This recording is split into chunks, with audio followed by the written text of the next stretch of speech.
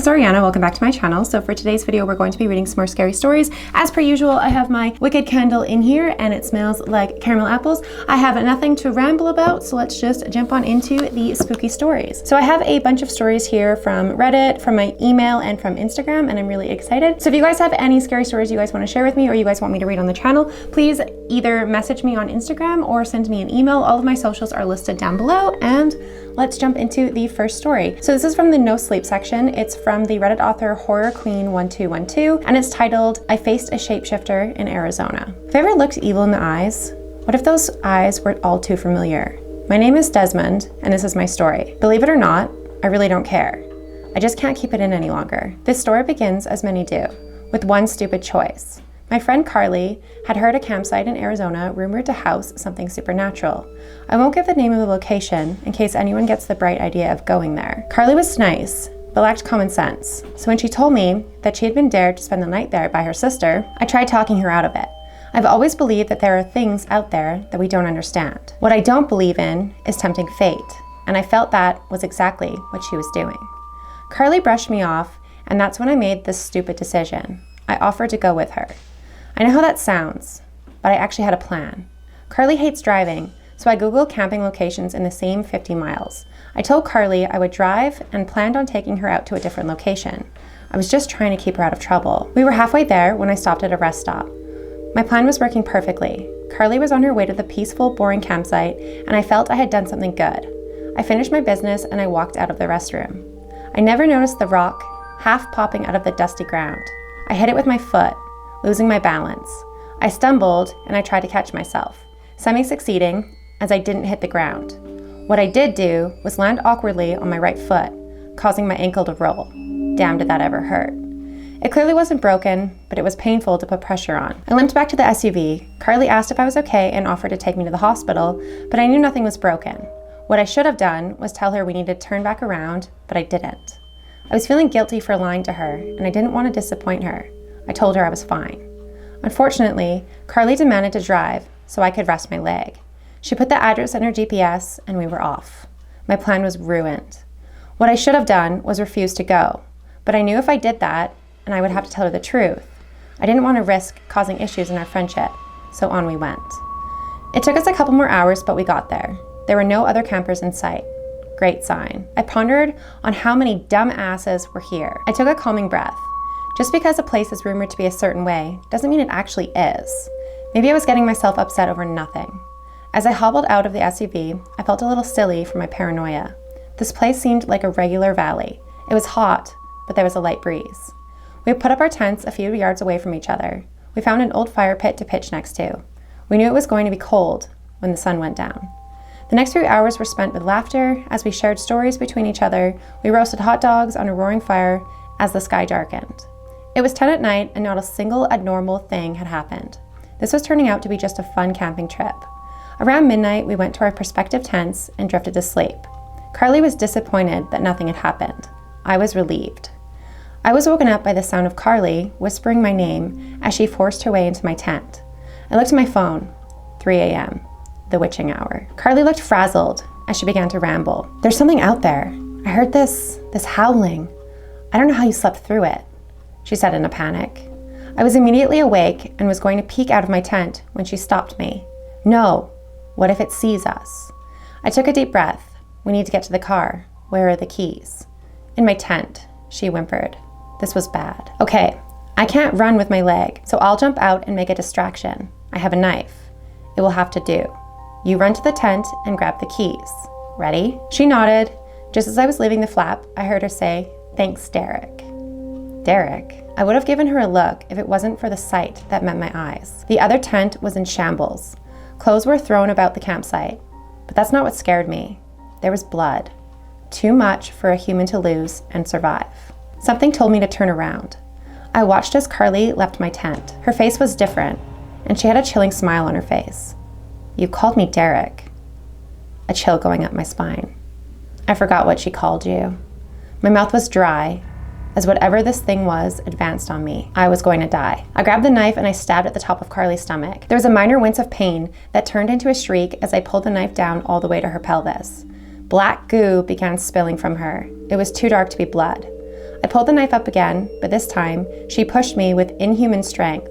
I hit my head on a rock. The last thing I saw was this thing limping away from the campsite. Everything went black. That was 3 months ago. The DNA of the blood matched Carly's. This is now a murder investigation. And guess who the #1 suspect is? I'll probably get off on insanity. I almost don't care. I have too many questions. The first one, did I die? God, I hope so. And my second question, the one that really gets me, if I saw Carly when it attacked, who did she see before she died? And that was the end of the story. So obviously that's just a no sleep story, so that's just like a fictional story, but it was really good and I really liked it. So it was really fucking creepy, and shapeshifters are terrifying. So thank you so much for allowing me to read your story. That was so fucking creepy and I enjoyed it.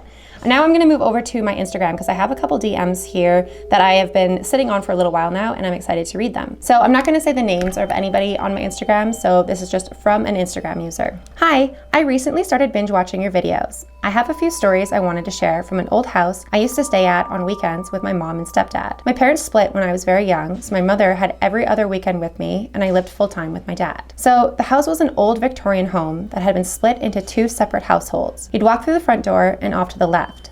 As soon as you walked in, there was this door that went into the basement and into the kitchen. Also, as soon as you walked in, there was another door that went right into the only bathroom. But if you went right, you'd walk into the living room. But just before you hit the living room, there was a staircase that went upstairs and there was 2 bedrooms, along with this loft-style room. This house was one of those houses that just gave you an eerie feeling when you would approach it. This first encounter, I was probably 9 or 10, and me and my baby brother used to get all of our toys out and play with them on the living room floor. Well, one night I had fallen asleep on the couch and my sister and my mom were talking about just random stuff, when all of a sudden I got up and I went and sat on the floor and started playing with the toys. My mom asked me, "Madison, what are you doing?" And of course, I wasn't awake. She said she got this weird feeling because I just slowly looked up with my eyes wide open, stood up, and went back and laid on the couch. I went right back to sleep. But what made it so creepy was the toy that I got that I was playing with was found outside and was probably 10 to 15 years old. Another encounter is from my mother's point of view. She had just covered up my brother, who had fallen asleep on the couch watching TV, and she didn't want to move him. But she had gotten up to go to the bathroom, which the only bathroom was in the kitchen, and if you're sitting on the toilet in the bathroom, you can see straight into the living room. She was on her phone, and she happened to look up and saw my little brother walking up the stairs. So she thought, oh, I guess he just woke up and decided to go to his room. But something didn't feel right. She called out to him, and he didn't respond. But she could hear the steps as he went up the stairs. So she was kind of like, whatever, I guess he didn't hear me. And then when she finished, she headed to the living room to turn off the TV and head to bed, but to her surprise, she glanced over and my little brother was still sleeping on the couch. She sent me more today though, so I'm gonna read you guys some updates. She said, "I'd love to share some more. Actually, this is more of a recent story I've learned about the relation to that house. At Thanksgiving, me and my mom were talking about it. It's been many years, of course, since we moved out of that house, but the man who owns it owns a farm and rents it out to people who travel from different parts of the US to work for him. And recently, a family of brothers moved into it. My stepfather works alongside of one of them at the farm, and he had told him that they were recently relocated due to inability to stay at the house any longer. One of the brothers was pulled out of bed while he slept. Another brother doesn't sleep at all. He refuses to. He said it's like being in a constant state of someone watching you. Another incident I remember from my childhood is the basement. It wasn't your typical finished basement. It literally was like an old ass cellar with dirt floors, brick, concrete walls, and everything. Anyways, my stepdad used to have to go down there to mess with the heat and water. That's where it was all located. And my mom owned not 1, but 4 big dogs, 2 pit bulls, 1 boxer, and a chow mix. The chow mix stayed outside mostly, but the other 3 were inside at all times. And in the basement, if you walked past the water heater and stuff, there was an opening that led to another part of the basement that was just big enough if you crouched you could walk around, or if you were short like me, you would be fine. Well, one time I walked over there and was checking it out while my stepdad was messing with the appliances, and the 3 dogs stopped just at the entrance to where I was, and they just started growling. They never did that. They were the sweetest dogs ever. They never barked much or growled. They were all around really calm and just laid back dogs. So when they growled, my instinct was to jump a little, and it was at that moment I got an unsettling feeling like someone or something was coming straight at me. So I ran back to the safety of my dad, and as soon as I did, the dogs started going crazy at the opening in the wall, growling, barking, baring their teeth. The boxer was even acting as if I was keeping something from passing through the opening. They would never go further than that point. As soon as we started back up the stairs, they stopped and followed us like nothing ever happened. We were very close with the owner of the farm and who owns that house, and he told us that the only deaths on record from that house is an older couple that died of natural causes. So to me, it seems like something super evil attached itself to that house. I don't know what, nor do I ever plan on stepping in that house ever again to find out. And then I was like, holy crap, that's so fucking creepy. Oh my goodness. Just the fact that somebody literally got pulled out of bed in that house, no thanks. I would literally have fled that night. I would not have stuck around. You are so brave for staying in that house for as long as you guys did, because fuck that. That is terrifying, and I hate that so much. So I'm gonna read a couple more. So I'm gonna read one of the stories that this Instagram user sent me. One of them is a Let's Not Meet story, and I'll include it in another video, but this one is a more paranormal style video. This one actually happened the other day. My brother called and asked if we could go for a drive. He had been drinking, so I had to come pick him up. I let him give me directions because even if I got lost, I have GPS on my phone and could easily get us back to his house. I was driving for about an hour when we got to a really long road with no streetlights. We live in a decently rural area, so most of the roads don't have any lights, but something was eerie about this one. There were woods on the left and an open field on the right. He started talking about how he used to drive this road with his friends, and every time they did, a girl in white would appear. The urge to speed up after that was incredibly strong, but there's a lot of deer around, so it wasn't safe to do that. He keeps telling me the story about how she would show up on the side of the road, and then a couple miles down, she'd appear again. He then explains that the last time he ever saw her, instead of appearing ahead of the side of the road, he looked up to see her in his back seat, reaching for him. He freaked out and slammed on his brakes, and when he looked up again, she was gone. That was incredibly unsettling to hear while I was driving along the stretch, but I figured he was just trying to scare me, so I kept going. About 2 minutes later, I saw her. A girl in a white dress with long black hair. I couldn't see her face, but I knew she was looking right at me. I yelled at my brother, asking if this was some kind of prank, and he said no. Then he told me that if she shows up in the back seat, not to speak to her. I didn't ask why, and I'm probably never going to. We continued down the road, and just like he said, there she was again. I once again asked him if this was a prank, and he called his friends to tell me. They denied it. I kept driving, and suddenly, she wasn't on the side of the road anymore. She was right in front of my car. I slammed on my brakes, but the car didn't slow down fast enough, and I went right through her. There's no way I didn't hit her, but there was no thud, no crash, and even more frighteningly, no body. It's safe to say it wasn't just some prank. I didn't see her again after that, even though I was constantly checking the mirror and watching the side of the road to see if she'd appear behind or in front of me once again. But no. Eventually, we got back to his house, and I was super freaked out from the experience. I might even go back to that road when I'm alone to see if I see her again and find out if it was really some elaborate prank, but I don't know if that's a game I want to play. And then she ended that story and she said, "This one is short and happened when I was 13. I was walking into my house after school when I heard a knocking from my neighbor's shed. I looked up to see him in his window waving at me. I waved back and didn't think much of it. He then moved away from the window, and that was that. I grabbed my dog and walked back outside, hooking her up to the lead and letting her out.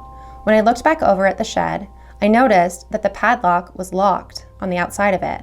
I thought that was a little weird, but I figured that he had just gone inside while I was getting the dog. About 2 hours later, my mom told us that her neighbor had actually died the night before in the hospital. I freaked out trying to figure out how it was possible when I had just saw him. It was definitely his face, and he was in his shed, but he had been dead for hours. I like to think that he stayed to give a final goodbye, but it still scares me to this day." And I responded to her saying that she really needs to look into all of the mythology of the woman in white, because that's an actual thing. And if she's constantly seeing it on that road, or her brother's on that road, I'm curious if actually somebody died along that road and they're haunting it, because that's an actual thing. So I told her she should really look into just typing in the woman in white. That was actually a Supernatural episode too. Like at the very beginning of Supernatural, like first season, they did like a thing on it, and it's really fascinating. So thank you so much for allowing me to read your story. Your stories are so fucking creepy, and I think I will read one more. I'm gonna go to my requests because I have a couple in there that I need to read. So This one is another short one, but I'm just going to read it very quickly. They said, "Hello, I stumbled upon your account recently and I wanted to share a small story. I lived with my father throughout high school and we were renting a house from my uncle. A bunch of stuff had happened in that house, but one thing always sends chills down my spine when I think about it. My bedroom was downstairs and the door in front of my bedroom door was to the garage. We had a punching bag hanging in there, and when I had walked into the garage, I saw a tall shadow man in a long coat and hat. This was a normal occurrence in that house, but the sense of evil you felt never changed. Fast forward a few weeks, my dad and I had been going through his old photo albums. He flipped to a page and my blood ran cold. I pointed to a picture and said, 'That's him. That's the shadow man I keep seeing.'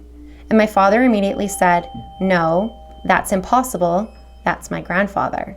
To this day, I feel it in my bones that the man in the picture was a dark entity in that house." And that's where they ended the story. So they literally saw like the Hat Man, but the Hat Man was her grandfather or her dad's grandfather. Holy fuck, that's terrifying. I'm curious if you still see him.